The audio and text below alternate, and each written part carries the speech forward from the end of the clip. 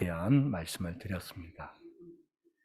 우리가 기도라고 하는 이 형태의 신앙은 어느 종교에나 다 있다는 것을 잘 알고 있습니다. 그죠? 불교에도 있고, 우리 이슬람교에도 있고, 우리 기독교에도 있습니다. 특별히 제가 이 키르기즈스탄에 있을 때 보면 이 이슬람교도들, 무슬림들이 참 열심히 기도합니다.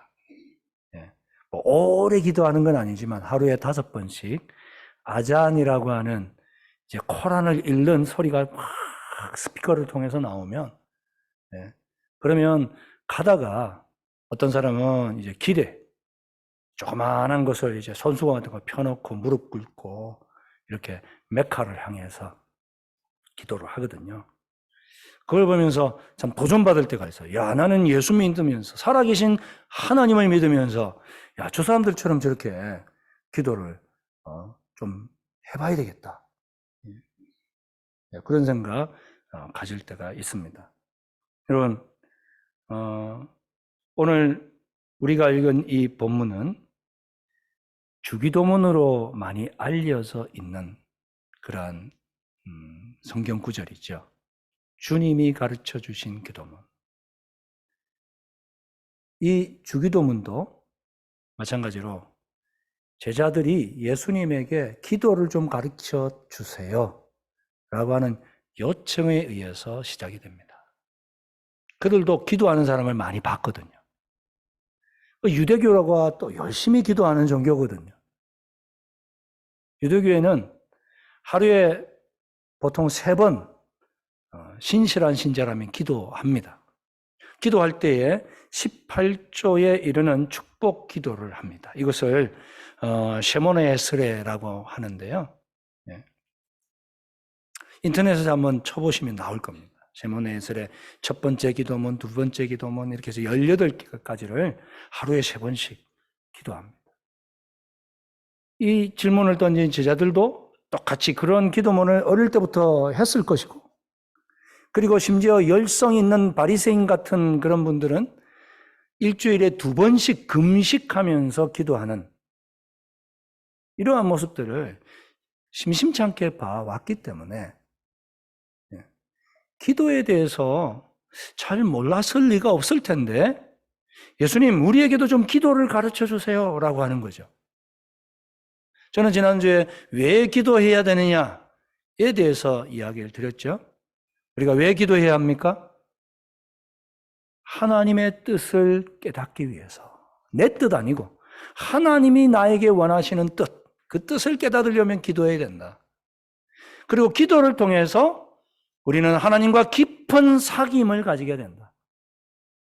부모와 자식 관계라도 서로 대화를 하고 이야기를 나누어야 그 정이 깊어지지. 그러지 않으면 남보다 못한 관계가 될 수도 있죠. 하나님과 우리도 마찬가지입니다. 기도할 때 깊은 사귐을 얻게 되죠. 그리고 기도할 때 우리는 하나님의 일하심을 봅니다. 어느 날 갑자기 나에게 좋은 일이 다가왔을 때 재수다. 세상 사람들 그렇게 얘기하죠. 그러나 기도하는 사람은 응답이구나. 하나님 들어주셨구나. 아는 거예요. 그 복을 주신 분이 하나님이신지를.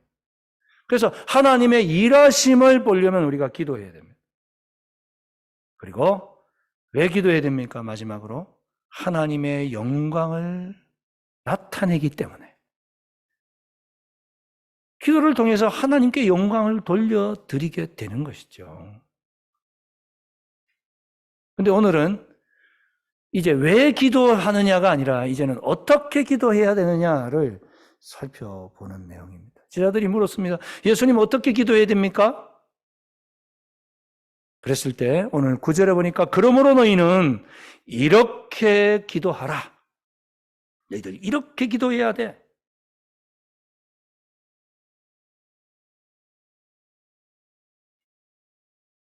그렇게 말씀하시면서 첫 번째로 가르쳐 주시는 내용이 하늘에 계신 우리 아버지요 라고 불러. 기도할 때 하늘에 계신 우리 아버지요. 여러분 그렇게 부르고 계시죠? 기도할 때. 하늘이라고 하는 개념은 땅과 반대되는 개념입니다.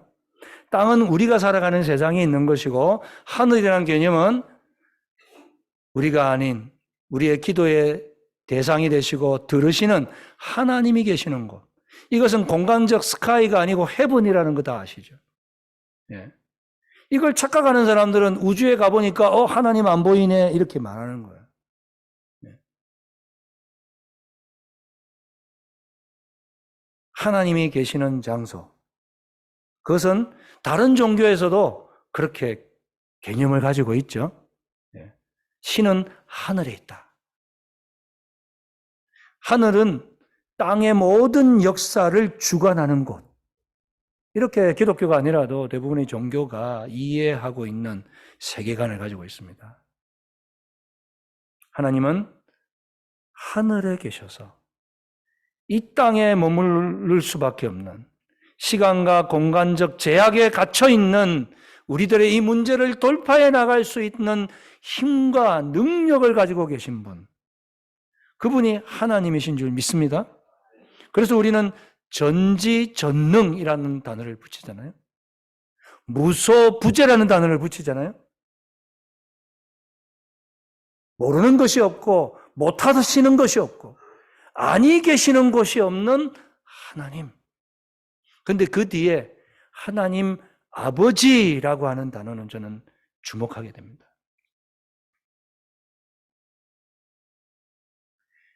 여기서 예수님이 제자들과 이렇게 설교를 하시거나 대화를 나눌 때 흔히 사용하는 평상시 언어가 아람어였습니다. 아람어는 고대 시리아어입니다.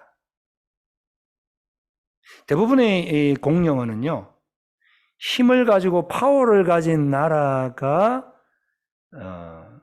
그 나라의 언어가 이제 공용어가 되죠, 대부분. 헬라가 제국을 이루었을 때 헬라어가 지중해 지역의 공용어가 되고, 로마가 1000년에 가까운 그런 제국을 건설했을 때 이 라틴어가 모든 나라의 공용어가 되죠. 지금은 영어가 왜 공용어가 된지는 잘 아시죠? 영국이 해가 지지 않는 나라를 만들 정도로 곳곳에 식민지를 만들었기 때문에 그 파워에 의해서 공용어가 됐습니다. 지금은 이제 미국이 이어받았죠. 근데 희한하게도 그 당시 고대 근동 지방의 공용어가 아람어가 된 거예요. 아람 나라는 물론 이스라엘과 그죠? 이 유다를 침공해 올 수 있는 파워는 있었지만 그 지역 전체를 관장할 정도로 바벨론, 페르시아 이쪽 지역까지 관장할 정도의 파워가 있는 나라는 아니었음에도 불구하고 그 언어가 일반적인 그런 평상어로 사람들이 받아들이기 시작했어요. 굉장히 독특한 그런 과정을 거치게 되는데, 그래서 예수님께서 제자들과 이야기 나눌 때 아람어로 이야기하시면서 하늘에 계신 우리 아버지라고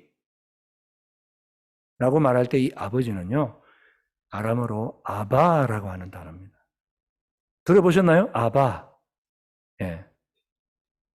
이 아바라고 하는 단어가 이제 사용하시는 내용이 성경에 세 부분 번역하고 있습니다. 직접 아바라고 하는 아람어를 써요. 오늘 본문은요, 이 마태가 헬라어로 썼습니다. 그래서 아바가 기록되어 있지 않죠. 근데 예수님께서는 직접 아바로 사용하셨는데, 아람어를 그 세 부분을 보시면 마가복음 14장 36절을 한번 보실까요? 네. 이르시되 아빠 아버지여, 아버지께서는 모든 것이 가능하오니 이 잔을 내게서 옮기시옵소서. 그러나 나의 원대로 마옵시고 아버지의 원대로 하옵소서 하시고. 누가 기도한 것 같습니까? 예수님께서 겟세마네 동산에서 십자가에 잡히시기 전, 그 십자가 고난을 앞두고 이제 날이 터오기 전에 땀이 핏방울로 변할 정도로 간절히 기도할 때 하나님을 향해 부르는 호칭이 아빠, 아버지요. 이게 아바라고 하는 아람어. 아바를 제대로 번역한 거죠. 아빠. 하나님은 우리의 아빠이신 줄 믿습니다. 하늘에 계신 우리 아빠. 여러분, 아버지와 아빠 좀 뉘앙스가 좀 다르죠? 예. 좀 철이 들으면 아빠 하기가 조금, 그죠? 남사스럽다 보니까 아버지, 이렇게 부르는 것 같아요. 근데 뭔가 아버지라고 부르면 좀 뭔가 거리감이 좀 느껴지잖아요. 근데 아빠, 4-5살 어린 아이가 아빠라고 부를 때는 그 아버지를 향한 전적 신뢰와 믿음이 그 안에 깔려 있는 것입니다. 하늘의 권세를 가지고 있는 그분이 나의 아빠이기 때문에 현재의 문제에 걱정할까요? 안 할까요? 안 합니다. 여러분, 4-5살 아이가 있든지 손자가 있든지 한번 생각해 보십시오. 그 아이가 걱정합니까? 내일 먹을 거, 입을 거, 학교 갈 거? 안 합니다. 왜? 아빠, 엄마가 다 해결해 주니까.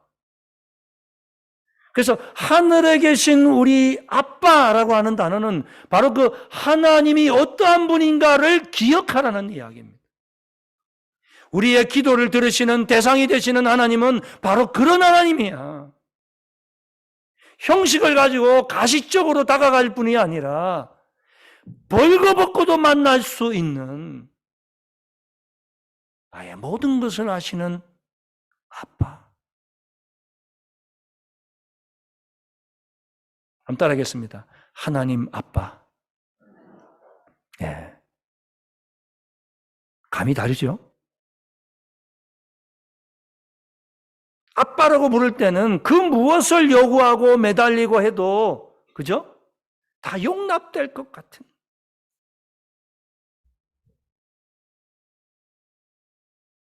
하늘에 계신 우리 아빠. 이것은 더 이상 우리에게 복이 필요 없다는 말씀이기도 합니다. 하나님이 내 아빠인데 복의 근원이고 원천이고 그분이 내 아빠인데 더 이상 뭘 구하고 더 달라고 애걸복걸 한단 말입니까? 그래서 주님이 이렇게 기도하라는 내용을 여러분 주기도문 아시잖아요. 쭉 살펴보면 그 내용이 하나님 요것 주세요, 저것 주세요. 그런 내용이 없어요. 그죠? 왜? 하나님이 내 아빠이기 때문에. 그래서 창세기 12장을 보면 하나님께서 아브라함을 선택해서 그를 부르시는 내용이 잘 나와 있죠. 한번 보시면 여호와께서 아브라함에게 이르시되 너는 너의 고향과 친척과 아비의 집을 떠나 내가 내게 보여줄 땅으로 가라. 갑자기 짠 하고 나타나셔가지고 떠나라는 거예요.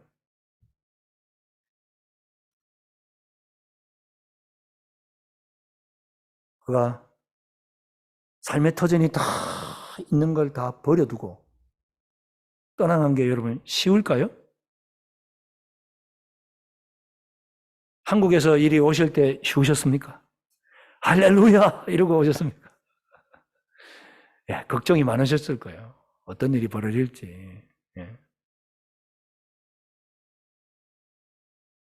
근데 하나님 아브라함에게 말씀하십니다.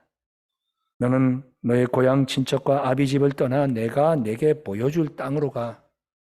보여줄 땅이에요. 보여준 땅 아니에요. 아직 안 보여주셨어요. 근데 무조건 정처 없이 떠나라. 뭐가 전제 조건입니까? 나만 믿고. 나만 믿고. 내가 너 아빠잖아. 내가 너 책임진다니까? 뭘 걱정해? 내 말 믿고. 짐 챙겨. 따라와.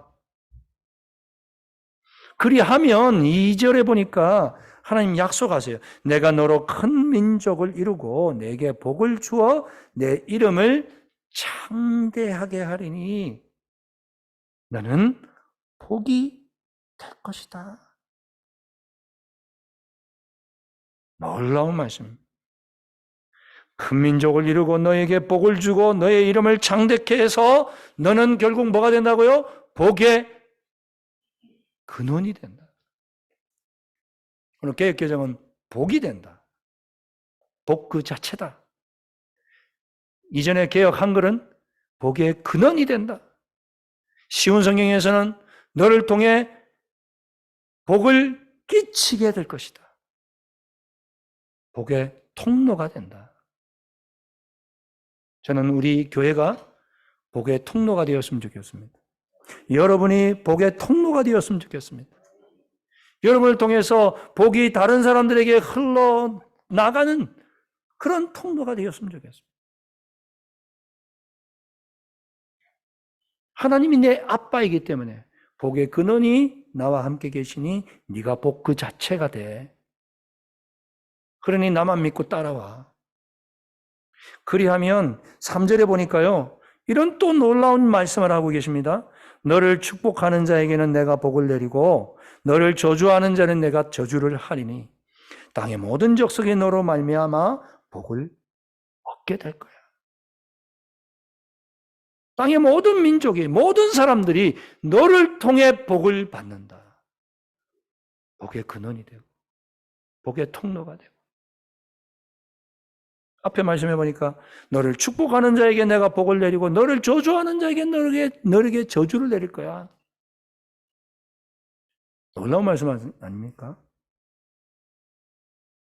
여러분을 위해서 좋은 말, 복된 말 하는 사람에게는 하나님께서 복 주신대요. 근데 여러분에게 막 저주를 퍼붓고 여러분이 막 잘못되기를 막 바라는 그런 사람에게는 하나님께서 어떻게 하신다고요? 그 사람에게 저주를 내리신다는 거예요. 그게 바로 저와 여러분, 우리의 존재입니다. 믿으십니까? 당당하세요. 기도하는 너는 어떠한 존재인지를 생각하라고 하시는 말씀이에요. 하늘에 계신 우리 아빠, 너는 그런 존재야. 내가 너의 아빠야. 너는 너의 복이 되는, 복의 근원이 되는 존재야. 아무나 너를 함부로 할 수 없어. 너를 저주하고 너를 죽이려고 하면 그 사람 내가 너 죽일게. 내가 원수 갚아줄게. 이것을 믿었던 대표적 사람이 누굽니까? 다윗 아니겠습니까? 다윗은 그를 죽이려고 하는 원수 사울 왕이 있었습니다. 왕권을 가지고. 누가 그 사람을 막을 수 있겠습니까? 결국은 도망밖에 살 길이 없죠. 그는 도망 다녔습니다. 근데 도망 다니면서 기록한 시편이 23편 아닙니까? 여호와는 나의 목자시니 내게 뭐가 없다고요? 부족함이 없으리로다. 아니, 도망 다니는 사람이 그런 말 할 수 있습니까? 살기 위해서 모든 거 다 내팽개치고 지금 목수 하나 부지하기 위해서 이스라엘에 있는 모든 동물이란 동물은 다 찾아다니면서 숨었는데, 그리고 광야라고 하는 광야, 풀 한 폭이 나지 않는 그곳으로 쫓겨나서 살아갈 수밖에 없었던 그 다윗이 어떻게 여호와는 나의 목자시니 내게 부족함이 없으리로다 이런 말을 할 수 있다는 거예요. 좀 평탄해서 하는 말이 아니지 않습니까? 그렇게 고백할 수 있는 이유는 하나님이 나의 아빠이심을 믿었기 때문입니다.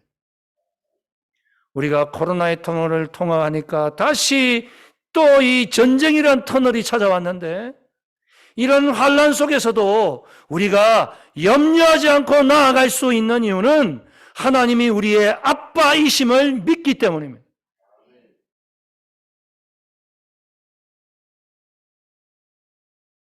내가 너와 함께한다. 걱정하지 마라. 너를 축복하는 사람 내가 축복해주고 너를 저주하는 사람 내가 저주해줄게. 이걸 믿었기 때문에 다윗은 사울 왕을 죽일 두 번의 기회가 찾아왔잖아요.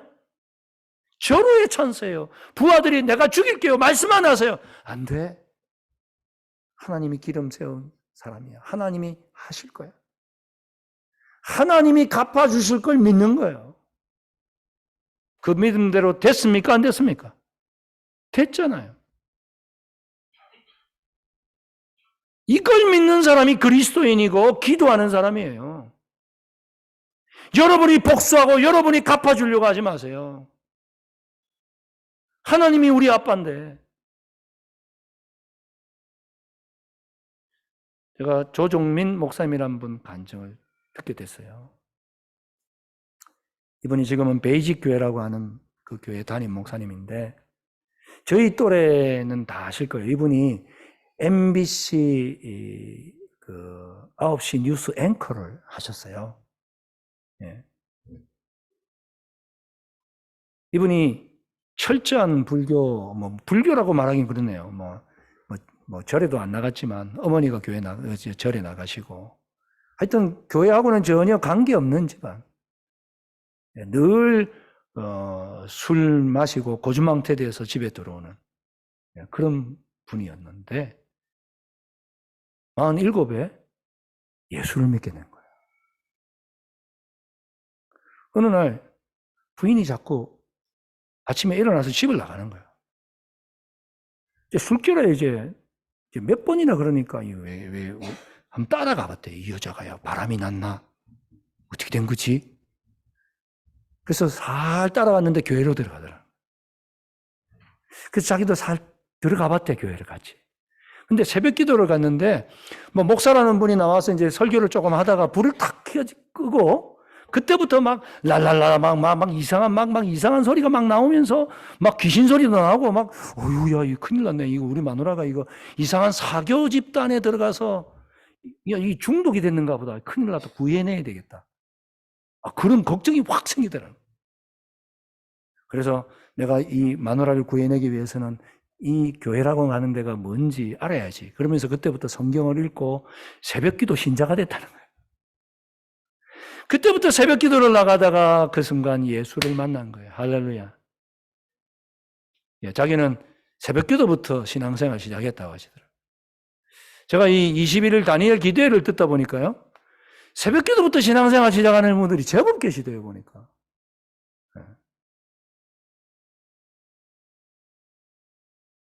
그분이 53살의 목사가 됐어요. 여러분, 이 가운데 50세 되신 분 계시나요? 혹시 목사로 부르실지 몰라요. 지금도 늦은 게 아니에요.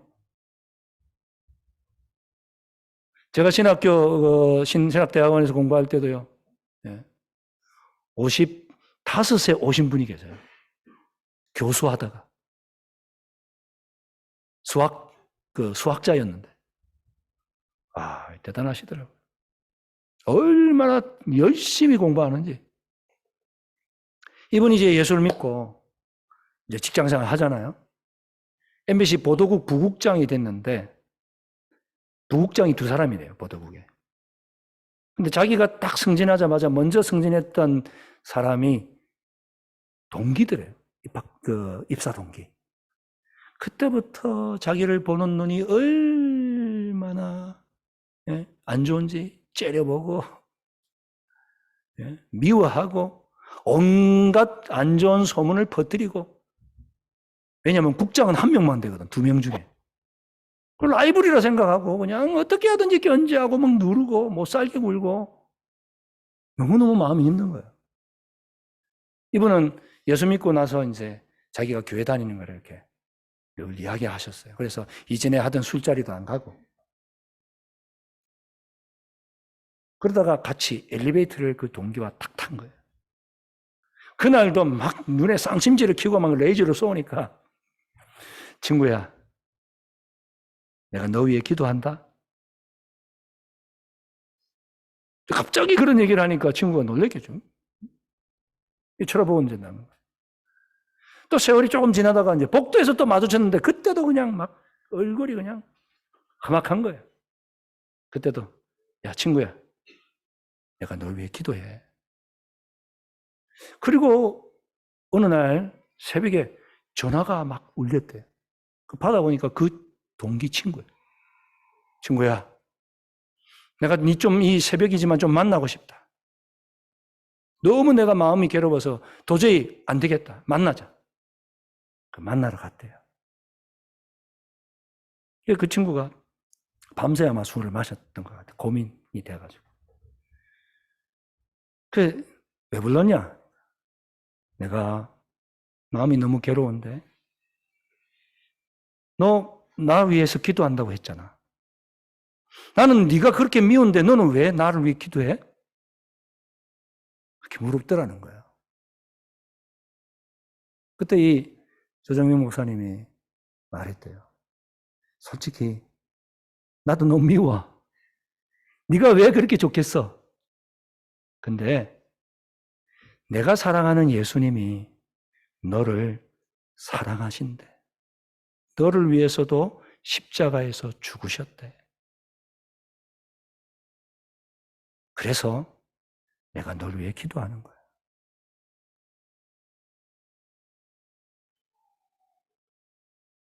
여러분, 우리 그리스도인들은 나를 미워하고 나를 못살게 구는 그 사람에게 똑같이 대갚아주고 복수하고 짓밟는 존재가 아니죠. 그럼 어떻게 합니까?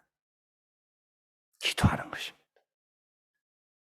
나를 싫어하는 그 사람을 위해서 기도하고. 그가 하나님을 몰라서 그렇지. 우리 주님의 사랑을 몰라서 그렇지. 우리 예수님을 만나면 그도 이렇게 살지 않을 텐데. 그 미워하는 그 마음은 얼마나 힘들고 지옥 같을까? 여러분은 머리에 떠오르시는 분이 계시죠? 그분을 위해서 기도하시기 바랍니다. 하나님께서 여러분의 마음에 천국을 이루어 주실 것입니다. 그에게도 하나님께서 복음의 빛을 비추어 주실 것입니다. 사실 이 주기도문은요, 공동체를 위해서 주신 겁니다. 그래서 하늘에 계신 나의 아빠가 아니고 우리 아빠입니다. 우리가 우리 죄를 사하여 준 겁니다. 이 우리라고 하는 단어가 계속해서 나옵니다. 왜 그럴까요? 우리가 나만을 위해서 기도하는 존재가 아니기 때문입니다. 하나님은 우리가 속한 가정, 우리가 속한 직장, 우리가 속한 이 교회와 우리가 사회생활하는 그 공동체 안에 하나님이 역사하기를 원하시는 줄 믿습니다. 나를 미워하는 그 사람이 변화되면 되잖아요. 그것은 내 힘으로 불가능합니다. 기도로만 가능합니다. 하나님의 능력으로만 가능합니다.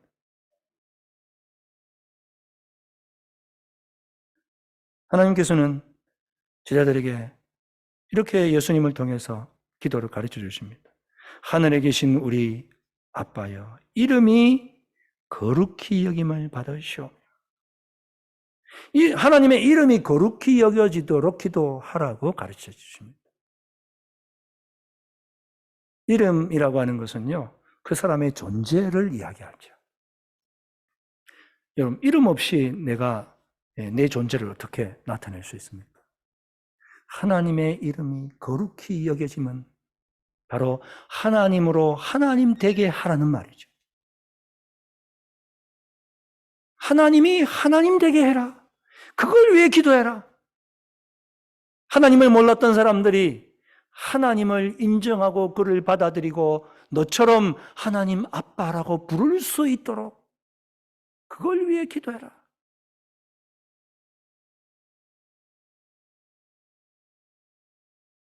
또한 하나님의 나라가 임하시오며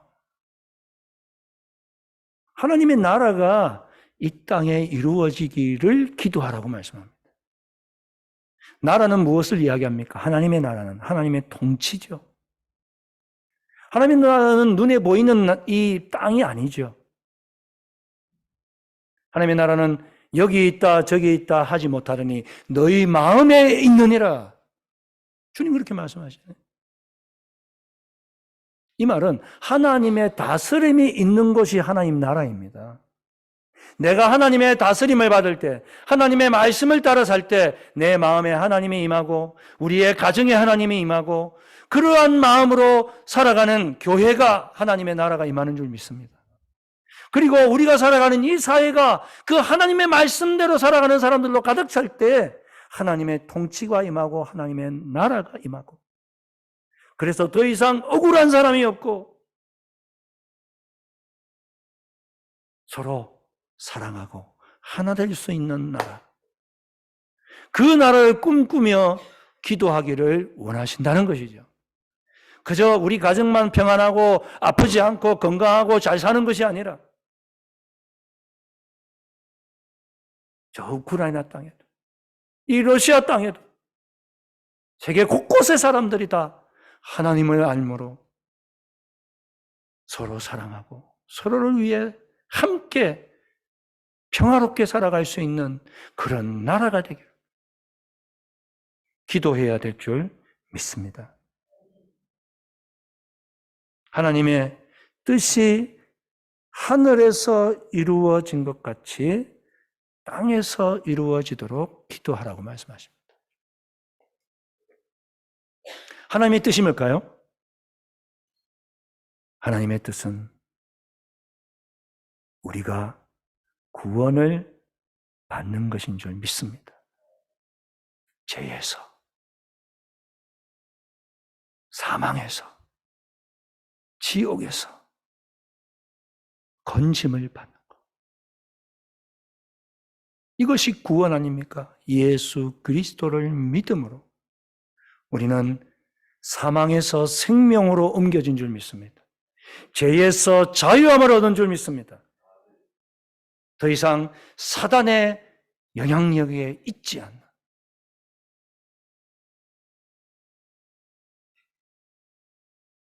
그것이 하늘에서 이루어진 것처럼 이 땅에서 온전히 이루어지도록 기도해야 되겠습니다.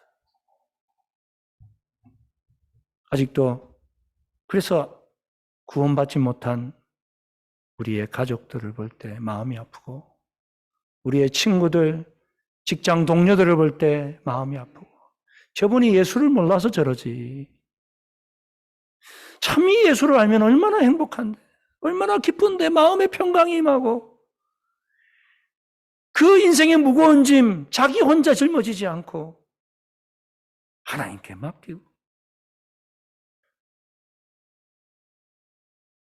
너무너무 좋은 이 예수를 그들도 알기를, 믿기를 하나님은 원하시는 줄 믿습니다. 이것이 바로 우리를 부르신 이유고 우리 모스크바 장로교회가 이 땅에 세워진 이유인 줄 믿습니다. 이것을 우리가 이루어 나가야 되는 것이죠. 이것을 위해서 기도해야 되는 것이죠.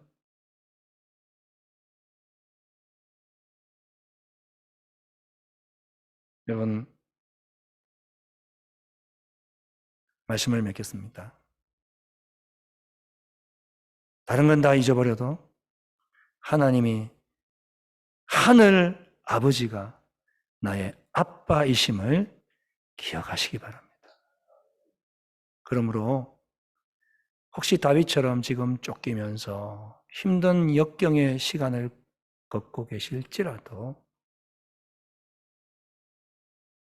하나님을 의지하고 승리하실 수 있기를 바랍니다. 여호와는 나의 목자시니 내게 부족함이 없으리로다. 우리 같이 한번 고백을 드렸으면 좋겠습니다. 찬송가 570장인데요. 우리 고백하고 기도하는 시간 잠시 갖겠습니다.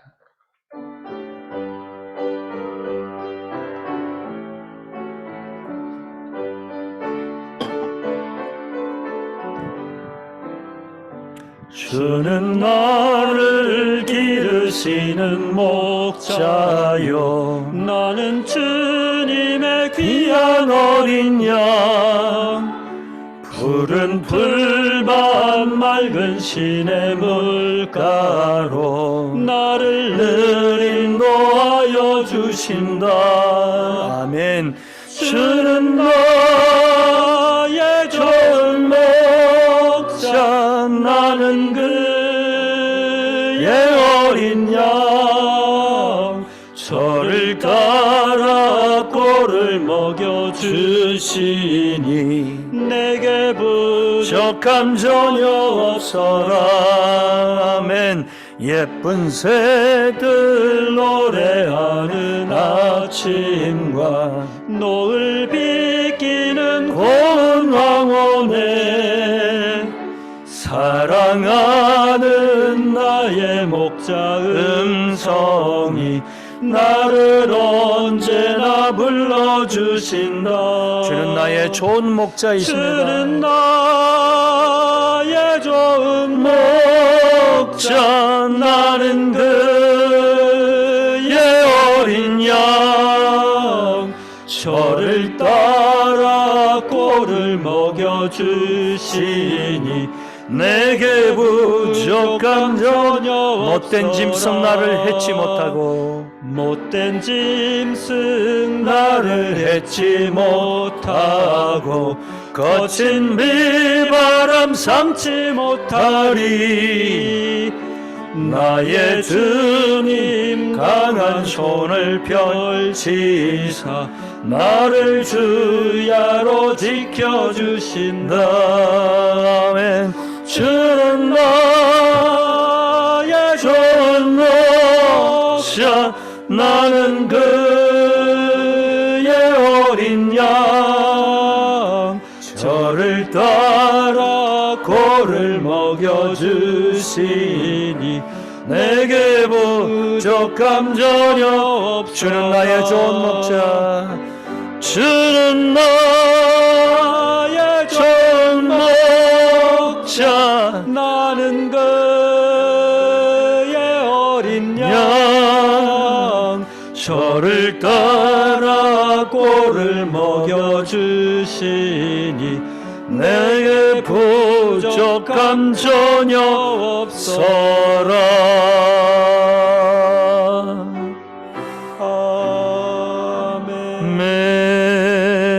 아멘. 다 같이 한번 기도드리기 원합니다. 그렇습니다. 주님은 나의 좋은 목자이십니다.